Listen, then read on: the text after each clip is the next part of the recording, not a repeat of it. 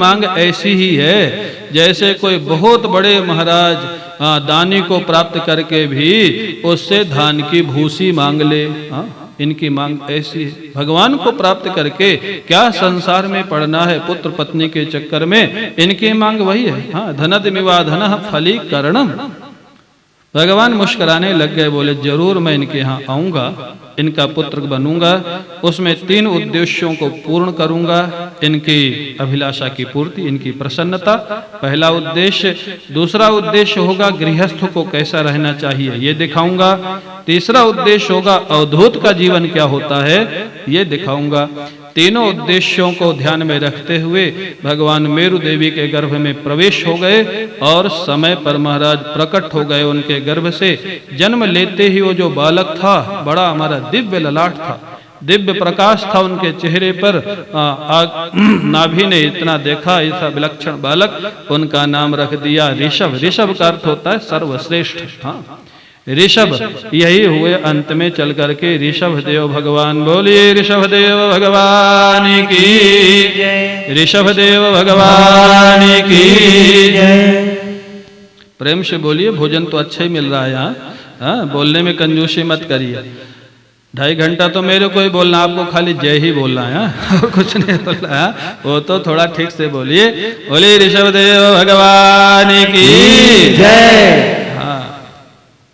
और इस जयकारा से जानते हो एक लाभ और है, जो लोग विश्राम में होते हैं ना वो सावधान विश्राम में होते हैं, वो सोचते हैं क्या हुआ, उठो उठो उठो क्या हुआ तो इसलिए भी जयकारा लगाया जाता है।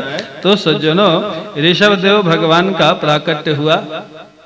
देवराज इंद्र इनसे स्पर्धा करने लग गया, इनके राज्य में वर्षा बंद कर दी। ऋषभ देव जी ने अपने सामर्थ्य से वर्षा करवा ली। देवराज इंद्र बड़ा चतुर है, उसने सोचा इनसे विरोध रखने में फायदा नहीं है, इनसे मित्रता कर लेनी चाहिए।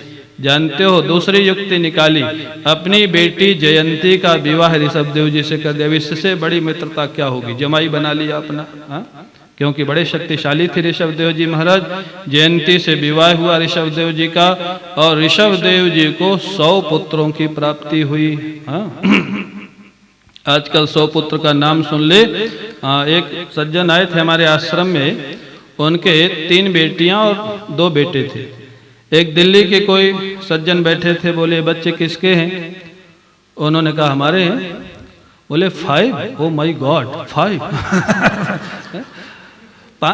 अरे यहाँ 100 बच्चे हुए ऋषभ देव जी को महाराज। क्या कैसी परंपरा चल गई है। भागवत में महाराज कितने बच्चे, किसी को 9 हैं, किसी को 10 हैं, किसी को 100 है। अभी 1-2 पीढ़ी पहले तक भी 8-8, 10-10 बच्चे होते ही थे। 4-4 भाई, 4-4 बहनें, और सब आगे बढ़ते थे। आजकल 2 होते हैं, वो उनको भी महाराज डंडा लेके बढ़ाना पड़ता आगे। ये हालत कौन संभाले, कहते कौन संभालेगा इनको। जैसे लगता है ब्रह्मांड उन्हीं के सिर पर है, भगवान सबको संभालते, सब अपना प्रारब्ध लेके आते हैं। तो सज्जनों, सबसे बड़े पुत्र का नाम था भरत, जिनके नाम पर हमारे देश का नाम हो गया भारतवर्ष। एशाम खलु महायोगी भरतो ज्येष्ठा श्रेष्ठ गुणः आशीद एनेदम वर्षम भारत मिति व्यपदिशन्ति। इस देश का नाम भारतवर्ष पड़ा ऋषभ देव जी के बड़े पुत्र के नाम पर। उनसे छोटे जो 2 पुत्र थे, कुशावर्त, तिलावर्त इत्यादि 9 प्रदेशों के राजा हो गए। उनसे छोटे जो 9 पुत्र थे, कवि, हरि, अंतरिक्ष इत्यादि 9 महात्मा हो गए, 9 योगेश्वर जिनको बोलते हैं। ये ऋषभ देव जी के पुत्र थे। 9 हो गए महात्मा, 9 हो गए अलग प्रदेशों के राजा, 1 हो गए सबसे बड़े राजा। कितने हो गए? 19। 100 में से 19 गए, कितने बचे? कितने बचे? 81। आजकल 79 और 89 पूछना हो ना तो बच्चे नहीं बता सकते 79 और 89 क्या होता है। 79, 89 तो बता देंगे, 79, 89 नहीं जानते क्या होता है। तो सज्जनों, जो 81 बेटे थे, 81 जायन्ते याः पितुरादेश कराः महासुरशालिनाः महाश्रोत्रियाः यज्ञशीलाः कर्म विशुद्धाः ब्राह्मणाः बभूव। बोले महाराज पिता के आज्ञाकारी थे, बड़े बड़े यज्ञ अनुष्ठान करते थे, त्रिकाल संध्या करते थे, गायत्री जप करते थे, कर्म विशुद्धाः ब्राह्मणाः बभूव। बोले जन्म से क्षत्रिय थे लेकिन कर्म से ब्राह्मण हो गए। कर्म विशुद्ध ब्राह्मण बभू, पर श्रीधर स्वामी जी लिखते हैं ब्राह्मण वद आदरणीय बभू। बोले ब्राह्मणों के समाज में बैठ करके आदर पाने लग गए, आदर पाने के योग्य हो गए। बोले क्यों भाई ऐसी व्याख्या क्यों कर दी? बोले अगर कर्म से जाति की व्याख्या करने लग जाएंगे तो अब व्यवस्था हो जाएगी। कैसे? बोले एक व्यक्ति जब वेद पाठ करेगा तो ब्राह्मण, जब देश की रक्षा करेगा तो क्षत्रिय, जब व्यापार करेगा तो वैश्य, सेवा करेगा तो शूद्र। एक ही व्यक्ति का आप निर्णय नहीं कर पाएंगे कि ये चारों में से क्या है। तो फिर बोले जाति जन्म से और सम्मान कर्म से। हाँ, ये व्यवस्था दी गई। अगर जन्म से ब्राह्मण भी है और शराब पीता है, नशा करता है, वो ब्राह्मणों के समाज में आदर पाने का हकदार नहीं है, आदर उसको नहीं मिलना चाहिए। यहाँ तक कि ऐसे ब्राह्मण को तो दान देने का भी नहीं रखना चाहिए, दान लेने का भी हकदार नहीं।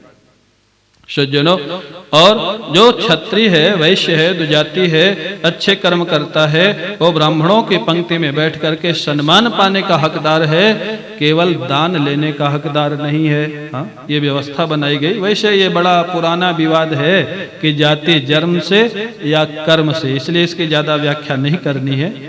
तो सज्जनों, अब जो 81 बेटे थे वो भी सब सकुशल हो गए, अच्छे अच्छे काम में लग गए, 100 के 100 पुत्र। जब सभी बेटे अपने अपने काम में लग गए तो ऋषभ देव जी ने एक दिन सभी को बुलाया, सभी पुत्रों को, 100 पुत्रों को बुलाया, सबको बैठाला। क्योंकि ऋषभ देव जी अब घर परिवार छोड़ने वाले, छोड़ने के पहले अपने पुत्रों को उपदेश देते हैं। हाँ, देखो राजकुमारों को अपने पुत्रों को क्या उपदेश देना चाहिए, ऋषभ देव जी से सीखना चाहिए। हाँ। नायं देहो देह भाजान्द्रिलोके कष्टान कामान अर्हते बिडभुजाम ये तपो दिव्यं पुत्रकायेन सत्वं शुद्धेति यस्माद् ब्रह्म सौख्यं त्वनन्तम्।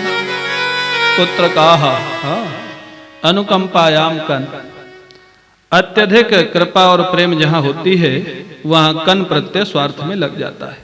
पुत्र का हे प्रिय पुत्रो, ऋषभ देव जी का बड़ा प्रेम है क्योंकि बड़े सुयोग्य हैं, सभी पुत्र सुयोग्य हैं, महात्मा भी हैं, यज्ञशील भी है, बड़े बड़े हर क्षेत्र में है ऋषभ देव जी के 100 पुत्र, हर क्षेत्र में। बोले प्रिय पुत्रो, ये जो मनुष्य शरीर मिला है ना, नायम देहा, ये जो मनुष्य शरीर मिला है, कष्टान कामान अर्हते बिडभुजाम, बोले ये केवल सुख सुविधा इकट्ठी करने के लिए नहीं मिला है, केवल वंश परिवार बढ़ाने के लिए नहीं मिला है, क्योंकि ये सारा काम बिडभुजाम, ये बिडभुजाम, ये जो पशु पक्षियों को भी जो प्राप्त है, पशु पक्षी भी रहने की व्यवस्था कर लेते हैं, पशु पक्षियों का भी व्यवहार परिवार होता है, पशु पक्षियों को भी भोजन मिलता है। हाँ? अगर भोजन, रहना और परिवार बढ़ाना इतना ही मनुष्य जीवन का लक्ष्य है तो फिर पशु में और मनुष्य में कोई फर्क नहीं हुआ। आप ये कह सकते हैं कि जिस सुख सुविधा से हम रहते हैं, जिस स्तर से हम रहते हैं, स्टेटस में हम रहते हैं, उसमें तो पशु नहीं रहते, ये फर्क तो है। ये भी फर्क नहीं है, कहीं कहीं आपसे भी ज्यादा स्टेटस पशुओं का होता है। बताऊं कहाँ होता है? मैंने देखा है बंबई में, मैं प्रवचन के लिए जा रहा था प्रेमपुरी आश्रम, सुबह 7:15 बजे एक देवी जी उतरी लिफ्ट से और एक छोटा सा कुत्ता साथ में था, जो सफेद बाल वाला होता है ना, बड़े बड़े बाल जो होते हैं, और वो दोनों मर्सिडीज गाड़ी में बैठे और घूमने चले गए वॉकिंग के लिए। एक नौकर साथ में था कुत्ते को घुमाने के लिए। हाँ? मैंने विचार किया, मर्सिडीज गाड़ी ये जो देवी जी बैठी हैं, इनके पति या तो बिजनेसमैन होंगे या कोई अधिकारी होंगे, जो भी होंगे, इन्होंने तो कमाई की, मेहनत की, जो मर्सिडीज गाड़ी में जा रही है वॉकिंग के लिए। लेकिन ये कुत्ते ने क्या किया? कुत्ते ने कौन सी फैक्ट्री चलाई, इसने कौन सा उद्योग किया, इसने कौन सा व्यापार किया, वो भी उसी गाड़ी में जा रहा है। और अगर वो देवी जी के लिए नौकर है तो कुत्ते के लिए भी नौकर है, वो देवी जी के लिए डॉक्टर है तो कुत्ते के लिए भी डॉक्टर आता है, वो एसी में रहती है तो ये भी एसी में रहता है। तो एक फैक्ट्री चला करके मर्सिडीज में घूम रहा है, एक बिना फैक्ट्री चलाए घूम रहा है, तो आगे कौन हुआ? ईमानदारी से बताना। आगे कौन हुआ? एक इतनी मेहनत करके घूम रहा है, एक बिना मेहनत के घूम रहा है। सज्जनों, तो कहने का अर्थ क्या? ऋषभ देव जी कहते हैं अगर इतना ही किया तो पशु पक्षियों से तुम्हारा फर्क क्या रहेगा? इतना तो पशु पक्षियों को भी मिल जाता है। हाँ? और तो बोले फिर क्या करें? तपो दिव्यम पुत्र का एन सत्वम, ऐसी तपस्या करो जिससे हृदय शुद्ध हो जाए। बोले तपस्या क्या जंगल में जाके ही होती है? नहीं, जीवन में कोई ना कोई जो भी ईश्वर ने तुमको योग्यता दी है, उस योग्यता का निस्वार्थ सेवा में उपयोग करो। हाँ? अगर आप टीचर है, कम से कम 1-2 घंटा किसी जो योग्य विद्यार्थी है बिना फीस लिए उसको पढ़ा दो। अगर आप वकील है, किसी गरीब व्यक्ति का जो सत्य के पक्ष में है उसका मुकदमा बिना फीस लिए महाराज बहस कर दो। निस्वार्थ भाव से अपनी योग्यता का सदुपयोग करो। प्रतिदिन 1 घंटा, आधा घंटा जीवन में ऐसा निकालो जिस काम में तुम्हारा कोई स्वार्थ ना हो। आपको तुरंत प्रत्यक्ष अनुभव होने लग जाएगा। बोले हृदय शुद्ध हो रहा है कि नहीं? बोले उस काम से आपको इतनी खुशी मिलेगी। हाँ? ये खुशी मिलना ही हृदय की शुद्धि का सूचक है। हाँ? दुखी रहना ये हृदय की अशुद्धि का सूचक है। ध्यान रखना, जिस काम से खुशी मिले सोच लो अच्छा काम है, जिस काम से दुख मिले सोच लो खराब काम है। हाँ, तो प्रतिदिन कोई ना कोई, लोग पूछते हैं बच्चों की सिखाओ, ये सिखाओ। बच्चे पूजा पाठ करें, बहुत अच्छी बात है, लेकिन आज की जनरेशन के सब बच्चे पूजा पाठ नहीं मानते, नहीं करते हैं। बोले उनको लेकिन ये अगर बता दो कि गरीब बच्चों की थोड़ा सहायता करो, थोड़ा अपनी योग्यता का निस्वार्थ सदुपयोग करो। आज देश विदेश के कितने बच्चे हैं जो चैरिटी के काम करने में बड़ा इंटरेस्ट है उन लोगों का। विदेशों के बच्चे आते हैं भारत में, फिजिकल वर्क भी करते हैं, डोनेशन भी देते हैं। हाँ? तो सज्जनों, ऐसा कोई काम सिखाओ जिसमें बच्चों का स्वार्थ न हुए, निस्वार्थ सेवा करने लग जाएं, उससे हृदय शुद्ध होगा। बोले ये शिक्षा कैसे मिलेगी? महत् सेवा, संगति का ध्यान रखो। हाँ? बच्चों का अगर जीवन सुधारना है तो दूसरा काम है उनकी संगति कैसी है, कंपनी कैसी है, वो किन के साथ रहते हैं, इस पर माता पिता को जरूर ध्यान रखना चाहिए। हाँ, जैसी संगति रहेगी बच्चा उधर ही मुड़ जाएगा। अच्छे लोगों की संगति में रखो और हो सके तो संत महात्माओं के साथ भी ले जाओ। हाँ, पास ले जाओ, कभी कभी ले जाओ, जितना हो सके संस्कार पड़ेंगे, बच्चे आगे बढ़ेंगे। बहुत महाराज उपदेश दिया ऋषभ देव जी ने बच्चों को, संतों की सेवा, ब्राह्मणों की सेवा, गायों की सेवा। और उसके बाद ऋषभ देव जी ने अपने ज्येष्ठ पुत्र भरत को राजा बना दिया।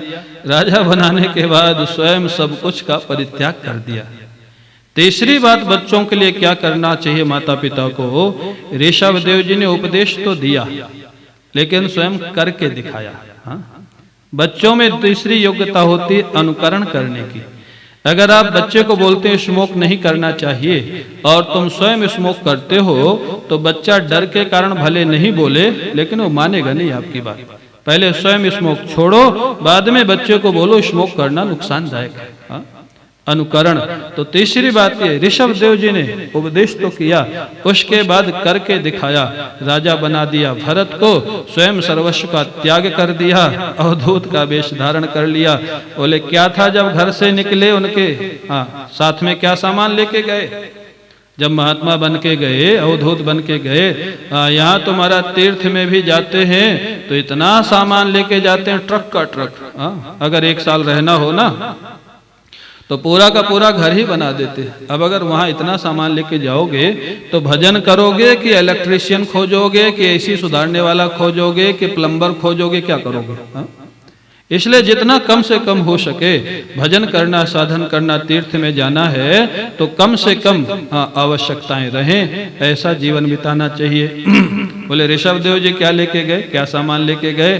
कोई बोले सामान था, बोले हाँ था, एक सामान था। क्या? बोले शरीर मात्र परिग्रह। अगर परिग्रह के नाम पे कुछ था तो अपना शरीर था, बस शरीर पे कपड़ा भी नहीं था। दिगंबर शरीर, बड़ी बड़ी जटाएं। महाराज कुछ सामान साथ में नहीं लिया, बड़ा हट्टा कट्टा तगड़ा शरीर था। ऐसा वेश बना लिया कि उन्हीं की प्रजा उनको पहचान नहीं सकती थी, ऐसा वेश बना है। यह है साधु का जीवन। चले महाराज, जब चले मूक, मौन रहते थे, किसी से कुछ बोलते नहीं थे, जैसे पहचान न लिए जाएं, प्रकट न हो जाएं। कोई कहता था पागल है, कोई कहता था महाराज इसका कोई ग्रह नक्षत्र खराब हो गया है। ग्रह ग्रहित इव लिखा है। बोले कई लोग तो कहते थे कि इनको कोई ग्रह लगा हुआ है, इसीलिए ऐसा घूम रहा है। ये जो महात्मा हो जाते हैं ना, महात्माओं के साथ जो नहीं रहते हैं, ऐसे कई गृहस्थ जो होते हैं, बाबा जियों को जब देखते हैं ना तो उनको बड़ा दुख होता, लगता है इनका कोई प्रारब्ध खराब है, ग्रह खराब है, तभी तो ये बाबा जी हो गए। एक बार मेरे लिए 10-12 साल पहले की बात है, दिल्ली एयरपोर्ट पे वो पुलिस वाला सिक्योरिटी वाला खड़ा था, मैं जा रहा था कलकत्ता। देखता रहा मेरे को बहुत देर तक, मेरे से कुछ बोला नहीं। मैं चला गया कलकत्ता। बाद में जो छोड़ने आए थे उनसे पूछता है इस बेचारे को बाबा किसने बना दिया, बेचारे को। बोले बेचारे का भी क्या जीवन है, किसने इसको भड़का दिया, इसका लगता है कोई खराब प्रारब्ध उदय हुआ है। उसने फोन किया बाद में मेरे को मेरे हंसी आई। मैंने कहा पता नहीं बेचारा मैं हूं या बेचारा वो है। ये तो भविष्य बताएगा। तो जो सत्संग नहीं करते हैं वो लोग जब महात्माओं को देखते हैं ना, उनको बड़ी दया आती है। इन बेचारों को बाबा